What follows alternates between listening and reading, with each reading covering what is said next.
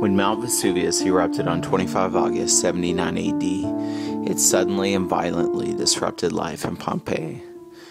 Protected from moisture and air for generations, Pompeii is remarkably preserved today. It offers an unparalleled insight into daily life during the height of Roman power. Among the most interesting pieces frozen in time are the frescoes, graffiti, brothels, and phalluses that depict what we might describe as a sexually charged culture. However, sex in the context of Roman culture was judged differently than it is today. It was not tied to religious and moral standards. Rather, it was seen as something to enjoy uninhibited, whether heterosexual or homosexual. The notion of sin would have been a foreign concept. The Roman moral system was tied to age, gender, and social status. It is what we might expect from a highly stratified society. The social stratification impacted sexual expectations and reinforced gender roles, partly defined by these expectations. In fact, some scholars believe that the role played in sex was more important than the act itself or the gender involved. If this interpretation is true, it underscores the significance of the initiator.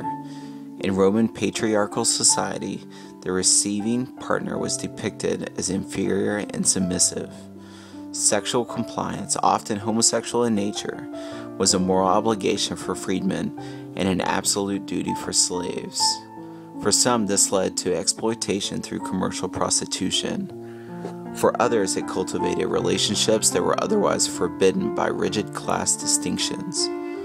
This paradox is illuminated by a recent find near Pompeii, a gold bracelet still on the arm of its recipient, inscribed with the words, "From the master to his slave."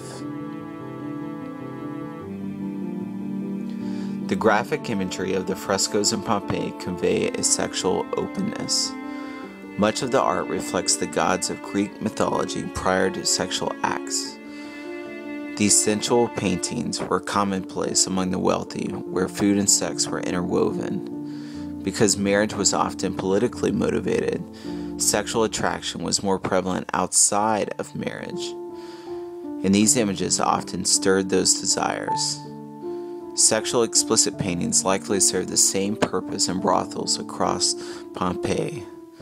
On the south wall of Pompeii's suburban baths, a painting showing 7 erotic scenes with numbered boxes has scholars debating its purpose. One theory maintains the scenes correlate with prostitution that took place upstairs. Others insist that it was nothing more than an entertaining mnemonic device to locate personal effects. As discussed previously, Pompeii's wealthiest could satisfy their sexual appetite in-house. Others relied on brothels, or more probably barmaids and landladies. Sex for money was almost as diffused through the town as eating, drinking, or sleeping. That being the case, the number of brothels is subjective, depending on the criteria used. By the most lenient criteria, that number is 35. The most stringent criteria drops the number to 1, a building minutes east of the Forum, with 5 small cells, built-in beds, erotic paintings, and a heavy concentration of vulgar Latin graffiti. Graffiti suggests that women sold their bodies for as little as the cost of a glass of common table wine. Those at the brothel commanded significantly higher prices. But as with the other aspects of sex, many questions regarding the brothels are simply unknown or open for interpretation. Perhaps the most intriguing question of Pompeii regards the phallic imagery that is so prevalent there. The phalluses, in their many forms, are in doorways, on bread ovens, and etched into the streets. The phalluses were an expression of good fortune, a lucky charm of sorts. Their origin is traced to the god Priapus, defender of doors and gardens, who kept watch over the farmland. The protective value of the phallus was recognized by everyone, mothers and children included, and it did not conceal any erotic mischief. Sex is one of the most natural and fundamental drives in the human experience. While the expression of that drive has changed from Pompeii's day to ours, it underscores how culture affects every aspect of life.